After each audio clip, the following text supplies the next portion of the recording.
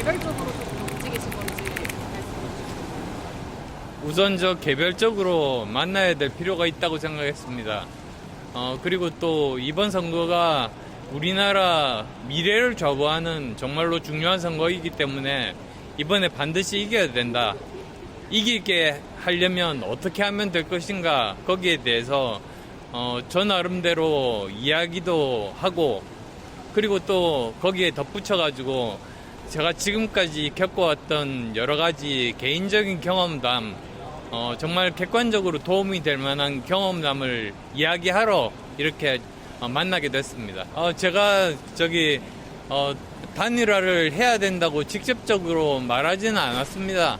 그렇지만 이제 그 여러 가지 가능성들에 대해서 나름대로 객관적으로 이런 경우에는 어떻게 하면 좋겠다, 저런 경우에는 또 어떻게 하면 좋겠다, 이런 일종의 조언 겸 부탁의 이야기를 했습니다.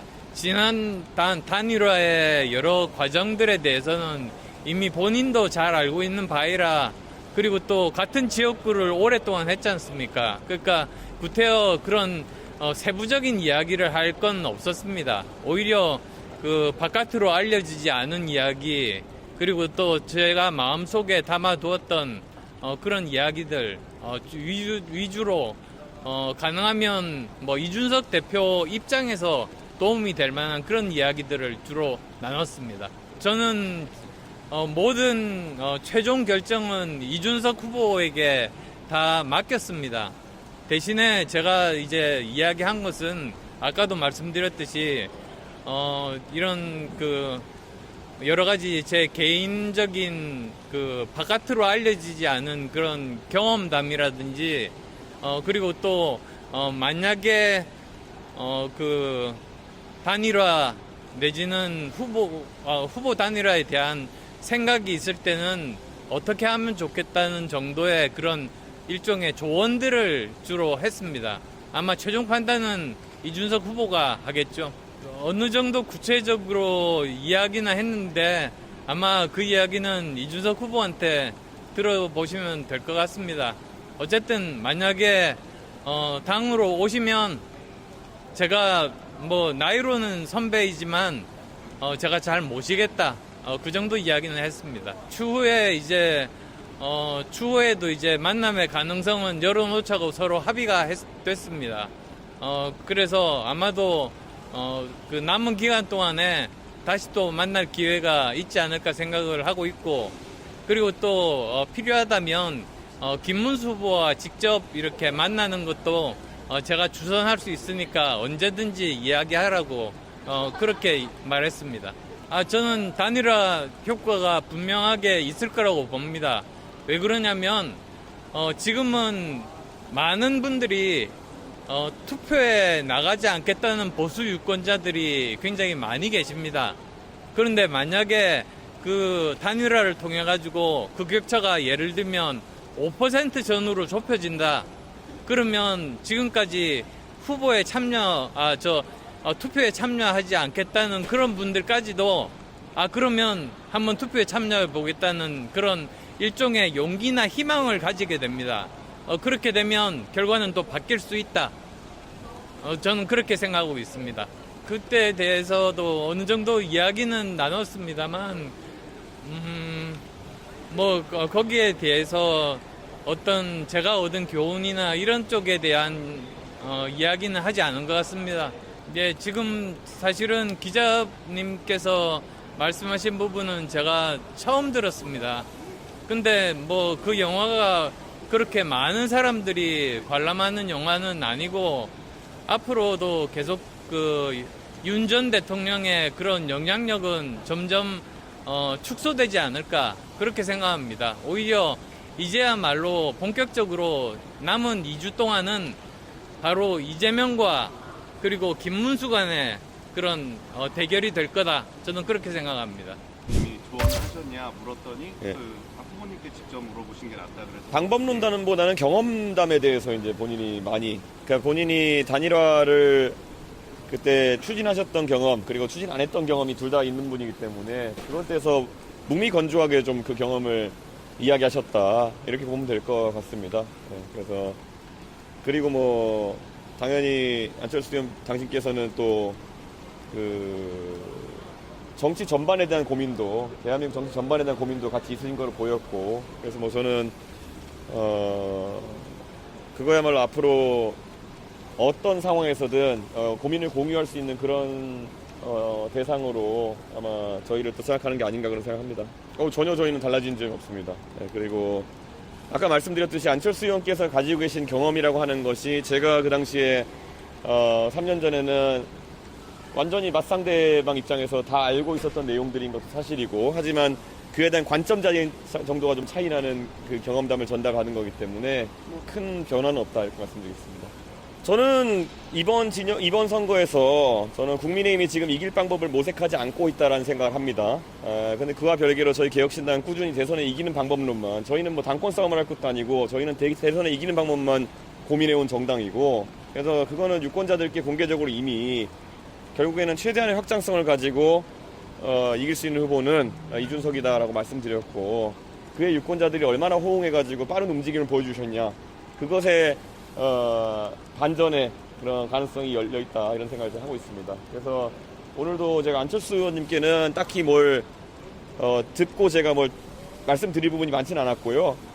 유권자들에겐 다만 이제 이재명 후보의 독주를 막기 위한 특단의 대책이라는 결국에는 유권자분들이 서서히 입장전을 하셔야 된다. 저희 내부 조사나 이런 결과로는 좀 그런 움직임이 감지가 되고 있습니다. 저희도 상당히 공신력 있는 여론조사 기관에 의뢰해가지고 저희 전략을 수립하고 있기 때문에 지금 젊은 세대의 그런 어떤 변화에 대한 갈망은 지난 1차 TV 토론 이후에 굉장히 세게 달아오른 상태라는 걸 저희가 내부조사 확인했습니다. 그런데 거기에 호응해서 기성세대 또 전통적 보수의 지지자 덩어리가 그러니까 60대 이상의 덩어리가 어떻게 움직이냐에 따라 가지고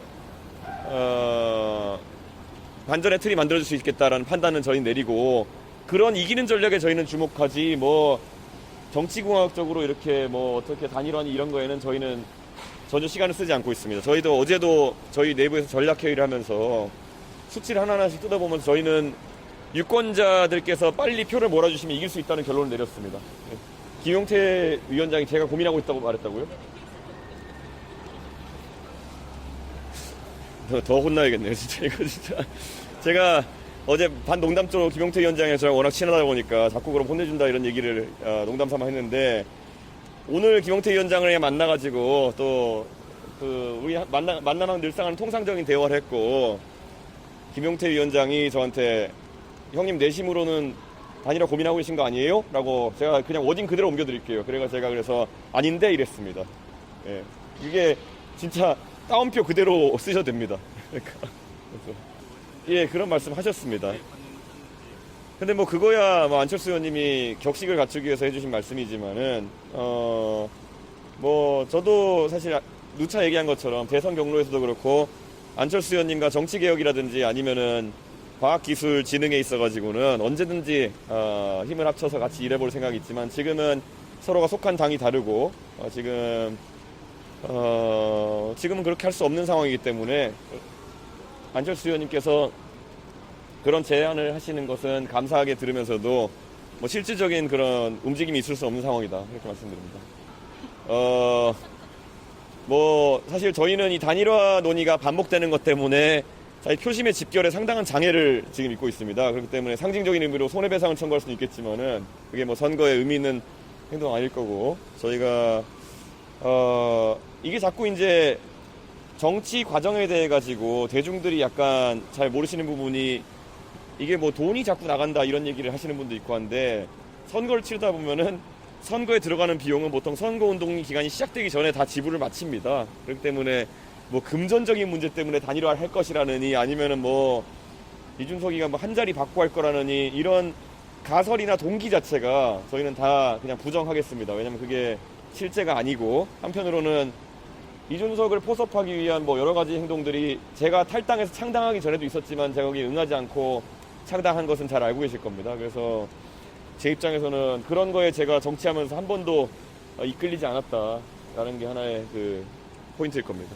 저는 여론조사 수치가 지금 2030 위주로 강하게 결집하고 있다는 것에 상당한 의미를 부여하고 싶습니다. 저희가 뭐 대체적으로 저희가 내부에서 판단한 결과로는, 내부 조사를 통해 판단한 결과로는 2030의 표심이라고 하는 것이 이재명 후보와의 맞상대를 가정했을 때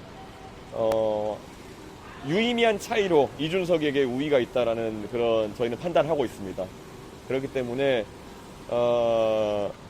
저희는 이준석 중심으로 이번 선거가 치러지게 되면은 저는 지난 대통령 선거 때 2022년 대통령 선거보다 젊은 세대에서 더 강한 결집이 일어날 것이라는 확신을, 데이터를 보고 하게 됐습니다. 네, 그래서 아까 제가 말씀드린 것처럼 유일한 변수는 60대 이상의 전통적 보수 지지층이 얼마나 빠른 속도로 이런 변화에 참여하느냐에 달려있고, 실제로 지난 토론 이후에 60대 이상에서도 특히 60대 여성 중심으로 굉장히 큰 변화가 감지된 것도 사실입니다.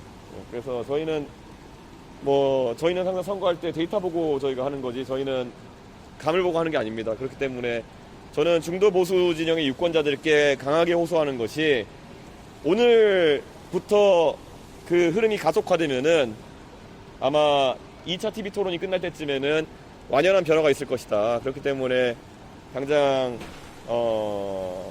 이번에 이 정체되어 있는 선거에서 한번 파란을 일으켜보자라는 것을 주변에 널리 알렸으면 좋겠다, 그런 생각입니다. 윤석열 대통령은 원래 평생을 수사검사로 살아오신 분입니다. 아마 수사하시는 분들이 이 수사 대상에게 항상 고지하는 것이 묵비권을 행사할 수도 있고, 아니면은 또 편하게 하신 말씀할 수도 있고, 그런데 하시는 말씀은 항상 본인에게 불리하게 작동할 수 있다, 이런 고지를 할 텐데요. 저도 윤석열 대통령께 말씀드리고 싶은 게 있다면은 가만히 계시는 게 제일 좋을 것 같다. 지금 선거 과정 중에서 본인이 하는 모든 행동은 본인에게 불리하게 작용할 것이다, 이런 말씀을 드리겠습니다. 제가 김문수 후보를 지난번에 서울시 행사에서 만나 뵙기도 했고, 김문수 후보를 만나는 것은 지금 오해를 살 가능성이 있기 때문에 제가 만날 생각이 지금 없습니다. 그런데 김문수 후보께서 기사로 이렇게 통상적인 발언하시는 것들은 많이 보고 있지만, 그게 저희의 움직임에 영향을 주는 상황은 아닙니다. 네. 후보님 저 공화마을 가십니까? 이번 주에?